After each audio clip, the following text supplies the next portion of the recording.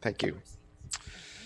As many of you know, my friend John Bridgeland was supposed to do this session this afternoon. A lot of you probably know John, but he had a family emergency, and so I do hope you'll pray for John and his family. I'm sure some of you are disappointed I'm not John Bridgeland. If it's any consolation, I'm disappointed I'm not John Bridgeland, who is in fact one of the finest human beings I've ever met in this life. But we'll all have to make do here. I'm Michael Gerson. I'm an opinion writer at the Washington Post. I'm also a fellow at the One Campaign, which is a grassroots organization that focuses on global poverty and preventable disease.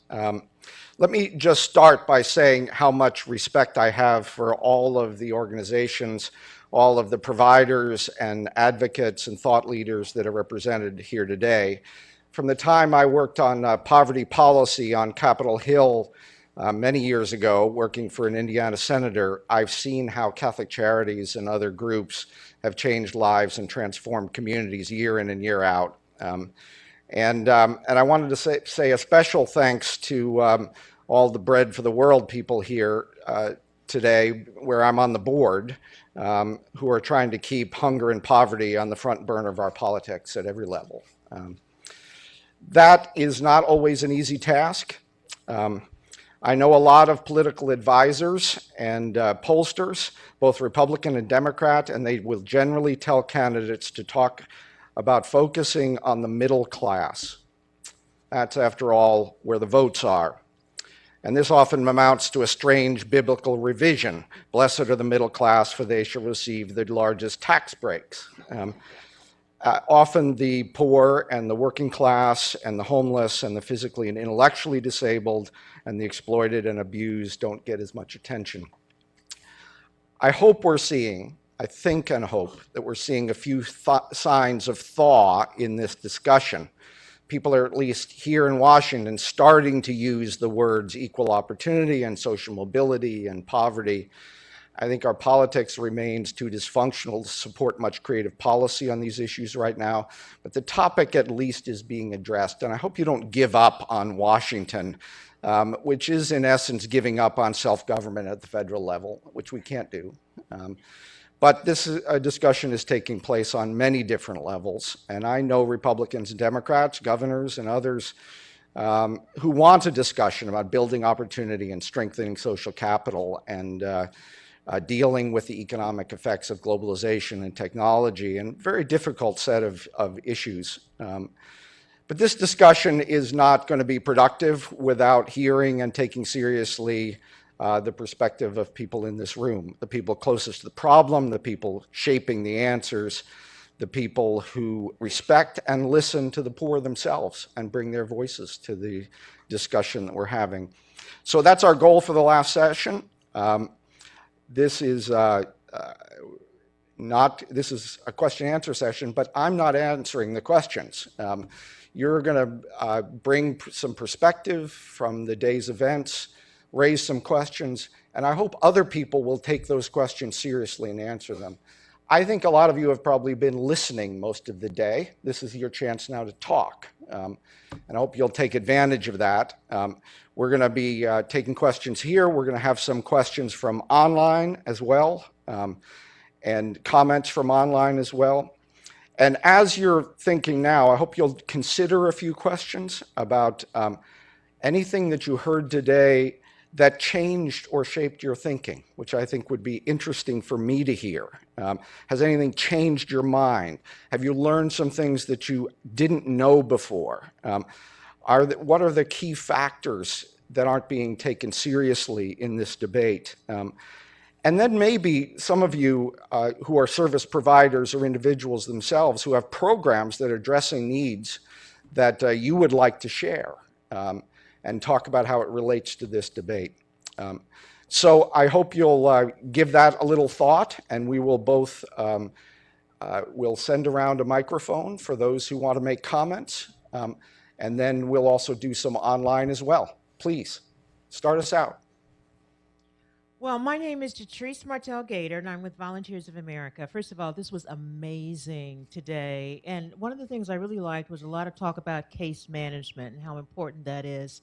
And I had no idea that Daryl and the lady from St. Vincent de Paul were such amazing speakers. They should be national.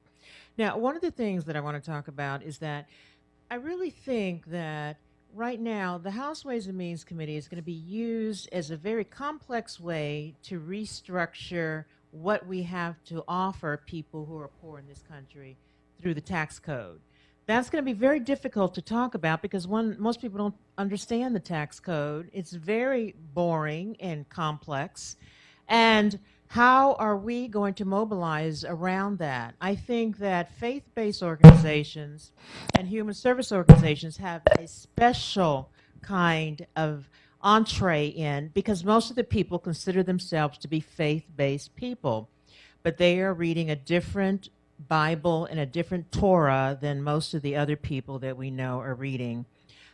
Because theirs doesn't talk about helping the poor like the one that many of us are reading. So I think that working together to meet often and as frequently as possible to talk to members of the House Ways and Means Committee and members of Congress is just incumbent upon us. And people like Candy, who know the issues, who know the people, have to be willing to teach and share the rest of us to move forward on this. And I think that this was a great beginning in a discussion about the issues that we face. The only other issue that I'd like to add is that we don't need to bring poor people in here because it wouldn't be an even playing field for them to participate. Our own direct care staff deep within our own organizations are often the people of color that we don't talk to. And we can't make assumptions about who's poor or who knows poverty. My father was the youngest of 18 children. I have a brother who graduated from Harvard, and I have two cousins who are in jail, and one who just died, and her body laid in the morgue for 3 months because no one would claim it. So my life is very informed by poverty, and I want people like me, who look like me, to be heard, to be welcomed in on a mass level, and not just on the slides of people who need your help. We have to take race out of the equation as much as possible and understand that poverty is not dog whistle code for black and brown, and that people who can add to the conversation on a policy and legislative and fiscal level often look like me and have been informed every day of their lives by poverty, deep poverty, on top of painful racism. Thank you.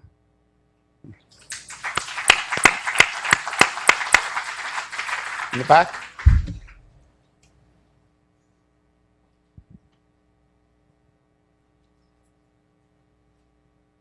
My name is Reverend Father Goswill Abagwa, originally from Nigeria, but one of the chaplains at Catholic Charities of Baltimore. I have two comments to make.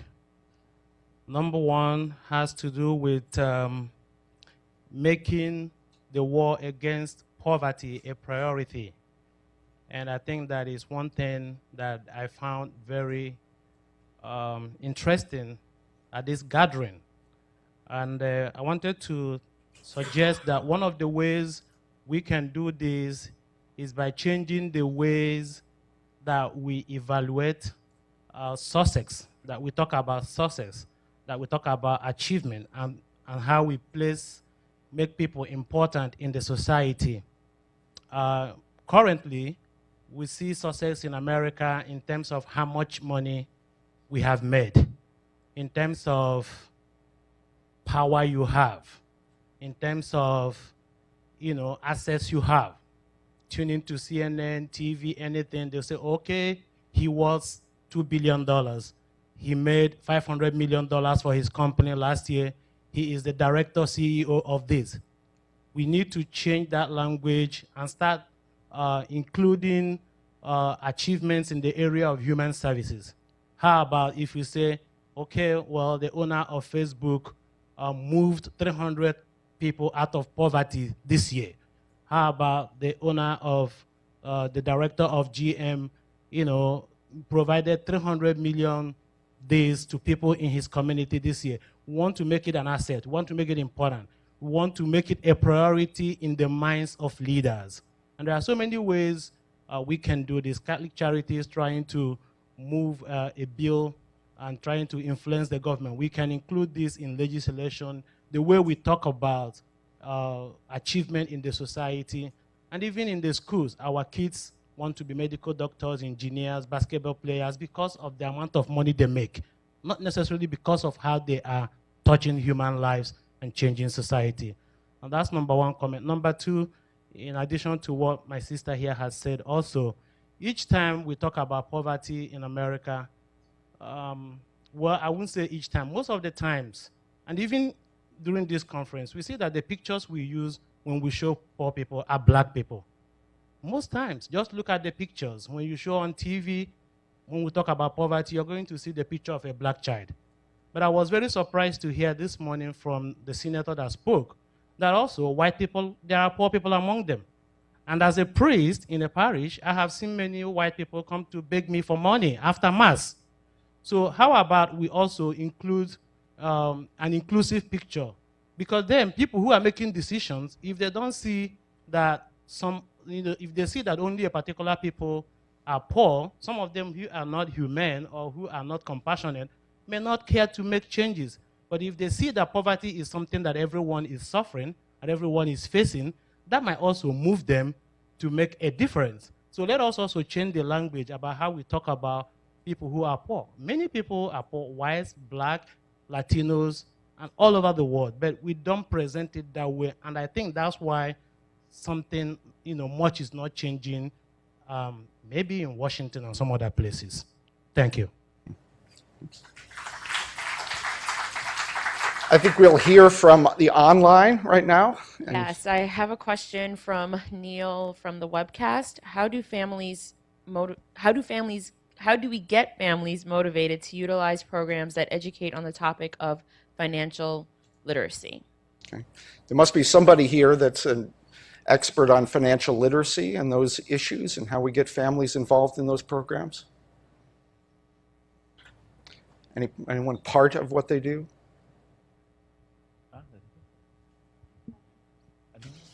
Yeah. Hi, Susan Dreyfus, the Alliance for Children and Families. We replicate nationally a program called Ways to Work. It's a low-interest loan program for non-credit-worthy working parents, and we have amazing results. And it gets to financial literacy education and how we go about it. And it's really around this engagement notion we were talking about earlier. 60% of our recipients had been on cash assistance. 82% of them, after 2 longitudinal studies, have not gone back on. And we believe it isn't just about the program. We believe it is the way in which we are engaging people through the access to a loan to develop financial literacy skills that are being directly applied in the repayment of the loan and in the success that they're experiencing. So I would just say that it's for us, our lesson learned in financial literacy is that it's not just sitting by itself. It is attached to the experience of success and people then wanting to have more of that success in their lives and seeing the direct application of those skills in their lives. We've now gone even further with the Harvard Center for the Developing Child, Jack Shonkoff, and his work around building adult capabilities. And we actually believe that there is a 2-generational lens through which the building of these skills, financial literacy skill, and the application of them is building adult capabilities, and that is directly transferring into the child's environment in their development. Great. It is interesting that one of the many shocking things that emerged in the aftermath of Katrina is how many people that the government attempted to get aid did not even have bank accounts, literally had no connection to our financial system of any kind. And it just was a snapshot of a kind of very serious problem when it comes to mobility. So who's next? Thank you. Will Rainford, I'm a Dean of Social Services, Social Work. So Candy Hill nailed it on the head, and a speaker earlier nailed it on the head. Until we change the conversation in America about poverty and make it as if it were breast cancer, we're not going to win. I actually think we're losing the war on poverty. We've been losing the war on poverty because while we all care, we are a very select group of people who care. I've been on social justice committees in parishes, and I've been told I'm a socialist because I care about poverty in Catholic churches. And so my point being that I seem to recall NFL football players wearing pink because they care about breast cancer, for instance. Until we change the national dialogue so that it is a national tragedy, we won't win. And that will move politicians, and they won't move, as we saw today, until it's a national tragedy. So that's my own. It makes a lot of sense. Often in issues in politics, you will get some exceptional leaders of conscience who lead on an issue. But to be a real movement, you need broader pressure on these issues. And I think that makes perfect sense. Who else? Yep. My father, Enrique Camacho, the Executive Director of Catholic Charities in Puerto Rico. I'm really happy to be here. It has been really interesting. Because all the things that you have talked, in Puerto Rico we are seeing very, very close. We are having a huge economical crisis in Puerto Rico.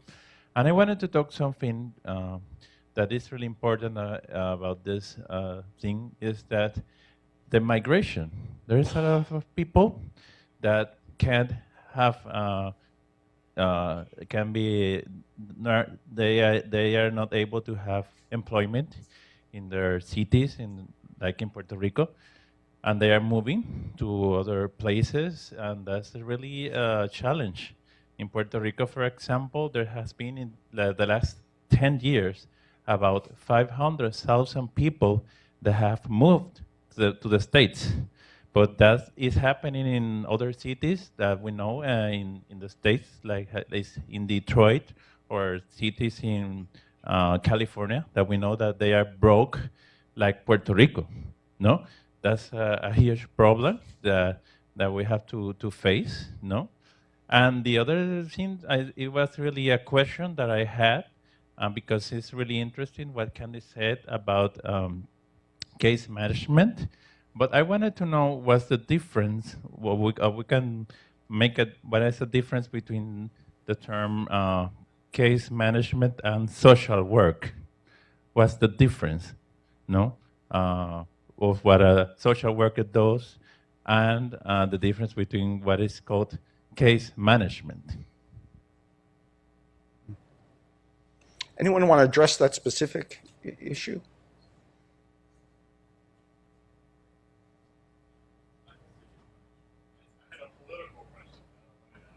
Okay. I'm happy to try, but you can, yeah. Kevin Hickey, Catholic Charities, Camden, New Jersey. Mm-hmm. You urged us not to give up on the federal government. So I'm looking for some hope from you because it seems to me the political system is corrupted by these gerrymandered districts. Mm-hmm. And as long as that's the case, is there any incentive for people to be crossing the aisles? So I'd be curious about your perspective on that. Well, I hate to be depressing, but I think that the problem of polarization has a lot of structural roots in our politics. We have a serious problem, not just with polarized politicians, but with increasingly polarized electorates. So it's not just them, it's actually us. And some of the structural reasons have to do with gerrymandering. I know a lot of members of Congress, there's some good people, but they tend to represent districts with people who look and think exactly like they do, in the House in particular. You have a highly polarized media environment where people can get information about the world entirely from sources that reinforce their prejudices, instead of listening to other voices and other perspectives. I think that adds to the problem. So there are a variety of things here. How do you overcome that? Well, it's, I think it's the biggest political challenge of our time, and some of it takes leaders who will step out of predictable patterns and do something different. It's appealing to members of Congress out of conscience, and sometimes that makes a difference. I'll give you just a very minor example that wasn't minor at the time. But I worked for an organization that was founded by Bono. And there was a lot of emphasis at the time on debt forgiveness and then AIDS as big issues 10 or 15 years ago. And one of the partners that he found, completely unexpected partners, was Jesse Helms on AIDS policy. Okay? And that was entirely a matter of his own conscience, religiously informed conscience. Not that he was right on everything, but there was one thing he was really right on. Okay? And it was very, very important in the political consensus that emerged on those issues. So I tell you that that's not impossible to find some leader. I think it's a very useful thing to get Paul Ryan out in the trenches, very useful thing to appeal to Eric Cantor, who might be open to some of these issues. I know those things are very hard, but when it comes down to it, like on the international affairs budget, you know, sometimes Kay Granger does something really good, and sometimes Lindsey Graham does something really good. And it's not always predictable. And some of it, both internationally and domestically, is getting people there, and it transforms them when they see it. So I know some people in British politics, conservatives that are interested in the poverty issue, members of parliament who are interested in the issue of poverty, and they take other members of parliament to poverty programs, and they're required to give up their cell phone for 3 days and stay in that setting. Now, I don't think we could get US members to do that, but they do that. And I think people are kind of changed when they see these problems close up. So I think it's not individually hopeless, because conscience is not hopeless. Human beings are not hopeless. But I think there are a lot of structural impediments to making the kind of the broad discussion. So. It's Carol Gray in Tuscaloosa, Alabama. You roll tide. I have a response, which I didn't know I had till I thought it through. And then I have a question for Susan. My response to the social worker and the case manager is that as a social worker, the premise of being a social worker is based on 3 words: person and environment. They call it PI. That you don't just deal with the psychological aspect of a person or the sociological aspect, but you have to deal with the person in their environment. And so you do it as a total. Therefore, while social workers are in many different professions, they are case managers by choice and education. Then my question is follow up on Neil. We have tried very hard and put significant monies into trying to start a program called Mothers on the Move. And it is for single parents trying to, and we see them first usually in crises, and as crises we know is it's your best opportunity for change. And, but to work with them on a one-to-one basis, and with their own goals. We don't set their goals. We have a family plan for success. They have it. They're all excited. We do pay for GEDs, licensing, books for school, all these things. We used to pay for utilities until they thought we were a bank. And so we had to drop that one. How did you do the loans? That is, it's like the loans would be the key and get 82% success. It's like, I want your brain.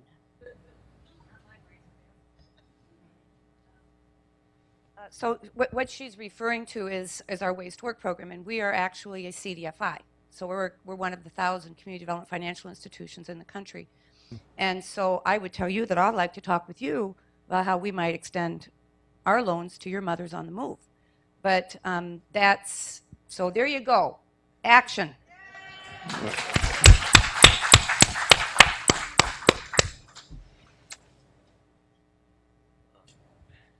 Good afternoon. My name is Eric Mitchell with Bread for the World.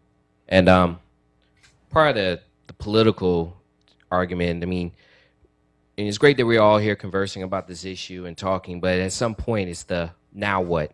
And the now what is what we're going to do when we leave this room. And politicians, like most people, are worried about job security. And so obviously, you know, if they know that their constituency, if there's a strong constituency within their district that are concerned about the issues of poverty, they're going to respond to it. They'll react to it. You know, this election, we all know, Obamacare and other issues will probably suck up the air in the room. But unless we demand politicians to have to, during the campaigns this year, to say, what's your agenda on addressing poverty if you get elected, you know, or once you get elected, how do you see about a goal to end hunger and poverty and around the world? You know, they'll ignore that issue until we force to bring it up. I mean, no social change in this country started from Capitol Hill on down. It started from the streets up. And there had to be a movement in order to really push politicians forward. So one thing I urge all of you all to do is when you go back home, talk to your constituencies, tell your folks. Obviously, you know, most of us are C3s. We can't endorse candidates, but tell your people that make poverty an issue as they are voting for candidates on a number of other topics. And when they go to town hall meetings or they're writing letters to the editors or they're doing different things, say that you need to have an agenda to end poverty in the U.S. Congressman McGovern, you know, he was witness to the fact that, you know, this is not something we're talking about, that they're talking about behind closed doors, Democrats nor Republicans. So, you know, we need to hold these guys accountable and let them know that if they don't vote this way in the future, if they don't have this agenda, we will hold them accountable 2, 3, 4 years from now. That's how you start setting the movement forward, and that's how you start really getting, you know, progress made, in my opinion. I think that is the way that social change often takes place, is persistence over time, building constituencies, appealing to members. It's the hard block and tackle of social change, and that, I think, is often the way it happens. Can I just maybe ask on that question as well, if anyone else has some thoughts on what we do today? I mean, what's the immediate next steps that would be really useful in this? Federal, state, local, what would take what you guys have been focused on and translate it into something that reaches beyond this room? I'd be interested to hear perspectives. Thank you. I'm Catherine Astrich with the Alliance for Children and Families, and Eric and I were on exactly the same page because we've heard a lot today. Don. Okay.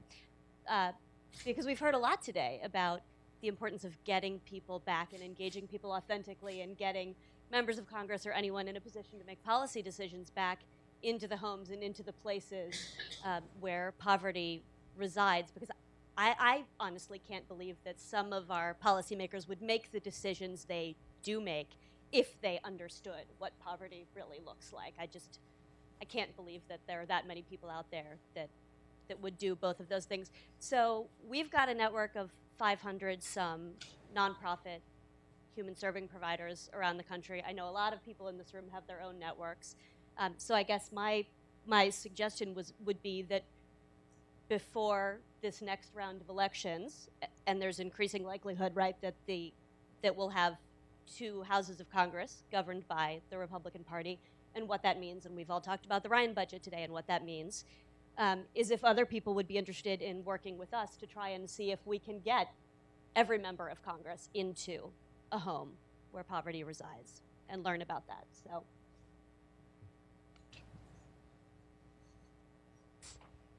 I'm Shannon Hughes. I'm here from Network, which is a Catholic social justice lobby. And so I'm so grateful to be with all of you who are often on the front lines as somebody who's here doing advocacy. And I'm grateful that we have a Pope calling us to a moment of hope and of true encounter, and in some answer to what we can do, and in some concern about changing the conversation and the power of words.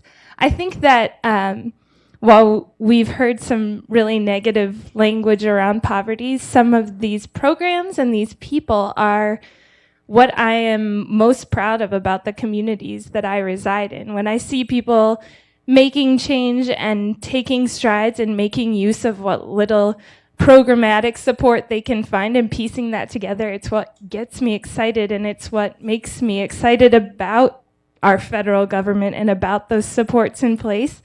And so I did want to say that we are trying to put together tax conversations for people of faith, and understanding that coming together for the common good is something to celebrate and be proud of. So if you're interested in talking to people about why taxes are not the most painful and dreadful part of the year, but part of this joyful hope, come talk to me. And in the meantime, we're collecting pictures on Twitter, so if you use the hashtag taxpayerpride, or if you email me a photo of something you're proud of or someone you're proud of that's putting federal dollars to good use, we want to celebrate that and lift that up together.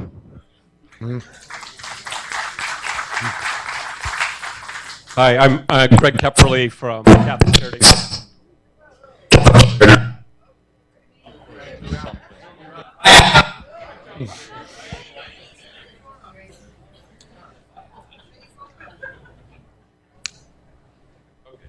Mic problems. Okay. Greg Kepperly from Catholic Charities of Santa Clara County in San Jose, California, and I am a proud taxpayer. So good job. So, some of the things that I think what I'd like to do is make my own commitment, so we can all say yes, we should do this collectively. And I know the national team on this is going to be working on that. Innovate, educate, and advocate. That's going to keep moving forward, and I trust that. And I know a number of us locally already have strong relationships. What I realize is I've got a strong collaborative relationships with a lot of nonprofits, but not necessarily with the same national networks that are in the room here today. So for example, St. Vincent de Paul is doing amazing stuff here. I'm just amazed. Sheila, excellent, and Salvation Army. Daryl, this is fantastic. I need to meet with my St. Vincent de Paul partners locally and my Salvation Army partners locally, United Way, all of those local folks, and follow up. So I let them know that I was coming to this and this was happening, and I said we're going to do a follow-up gathering locally. So I would recommend that we all try to do that where it's possible, where you have those relationships and can build that at a local level, because everybody's saying it really starts locally. So and I will also take the pledge of inviting my congressional delegation to visit the homes. So I'll take that up. Thank you. That's great. Can we take one more Twitter question so we can be responsive to our online viewers here? I think so, yes. Our next question comes from Abide Press. This is to the entire group. How strongly do you consider the impact of sustainability on the war on poverty? Someone want to address sustainability? How strongly do you consider the impact of sustainability on the war on poverty?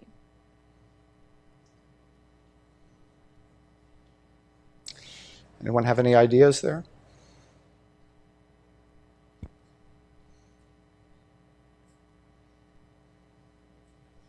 Okay. I think there's some question about what sustainability means, but maybe we can. Okay, please. If you can wait for the microphone, I think that'll help everybody. Thank you. My name is Jeff Bialik. I'm from Catholic Charities in San Francisco. And when I think of sustainability, I think of that the proper use of resources, and of course, obviously, the planet and how we use energy, the scarcity of water, the pollution and the toxins, and oftentimes the people in our communities who are marginalized are oftentimes living in environments where there are toxins or where the air is not as good, or they may not have access to the same level of quality that we have in other communities. And so I think that, as will oftentimes happen in other areas, that this is a place where people who are living below the poverty line will often be impacted at a much greater level. I think that there's also the other side of this, if we think creatively and innovatively, that there's opportunity as we rebuild housing to make it much more sustainable as we create new jobs in new energy economies, that there's opportunities here with training. We heard, for example, at this wonderful program that Catholic Charities has in collaboration with the University of Notre Dame, the Social Venture Boot Camp. We heard, for example, of incredible opportunities to take fairly low-skilled workers and help train them to recycle things like bed mattresses and to take them apart and create a whole lot of different products out of something that otherwise gets thrown into a landfill someplace. So I think as we think about this, both in terms of the challenges of a community that is marginalized, but also as the opportunity to create, to leverage the assets and create new jobs and new opportunities for people to pull themselves out of poverty, I think it's on both sides. And I really think it's a great comment. Let's do one more, and then we're going to conclude.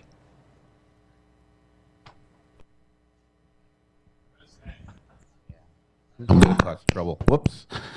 Deep breath. Is that the wrong mic here?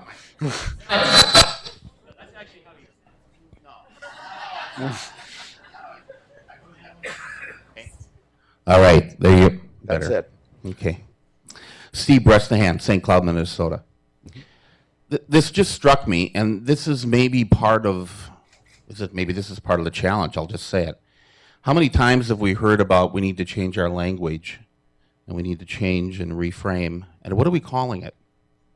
The war on poverty. Now, think of the war in Vietnam. Think of the war in Afghanistan, the war in Iraq. You know, we've also talked about, Father Larry made the comment about we used to use carbon paper. We don't do that anymore. We're taking a term that at the time when President Johnson declared the war on poverty was probably appropriate. But is that what we want to do to beat poverty? We want to overwhelm it with force. We want to roll in with massive power. You know, think of all of those illustrations. And then the question was asked about sustainability, and what struck me, this is why I thought of it, I thought, it was more like we need a Marshall Plan to defeat, I just did it, didn't I? It's such a part, and it's confrontational, and that implies a battle, and yet for the faith-based organizations, we're talking about a conversion of heart. Isn't that what Pope Francis is saying? And so I guess that's a challenge. I don't know what the answer is. It literally just struck me a minute ago. We're calling it the war on poverty. War. And we call our staff the front lines. And the front lines. All those metaphors. I remember in previous, I'll make it quick because I know we're running out of time. I remember in a previous life when I was in healthcare, and we had a speaker come in. It was she was an incredible speaker. And she talked about how all the sports metaphors that we use, and when you go back 25 years ago, sports were dominated by males. You didn't have the female. And all those sports we took for granted. Frontline staff, in the trenches. It just goes on and on. Maybe that's part of what we need to, maybe that's a conversion that we need to do as well, is ask ourselves, is the war on poverty the best way to try and describe the profound change we want to make happen?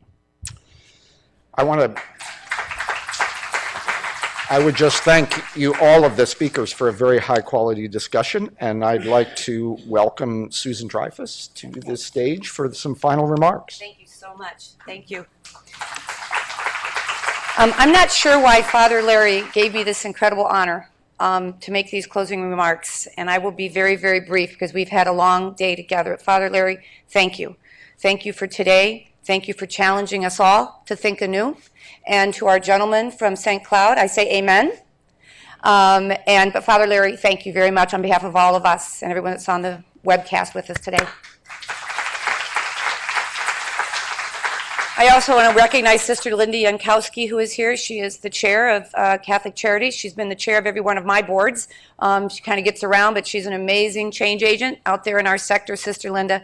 And my daughter, Claire, who is my inspiration, who lives here in D.C. And the reason I'm going to talk about Claire just for a second is my husband and I were visiting Claire in Africa when she was in the Peace Corps in Lesotho. And I thought, at that moment, I had seen poverty as I had never seen it before. And my career has taken me into county government, to state governments, working in all these areas that we're talking about here today. And I thought I'd never seen poverty as bad as I had seen it in Lesotho until I went to Washington State and I was on the Colville Tribal Reservation. And I saw it even worse. But when I was in Africa with Claire, I was reading the book Team of Rivals by Doris Kearns Goodwin. I love reading the books on our presidents, and not because I'm interested in the history, although I am, it's the study of leadership that fascinates me.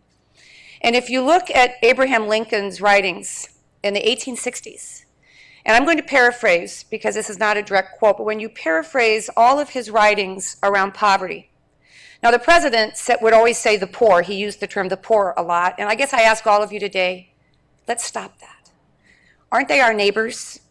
Are they really our clients, our consumers, our constituents? Aren't they our neighbors? And I think if we can change that language, we will change how we see people and how people see themselves.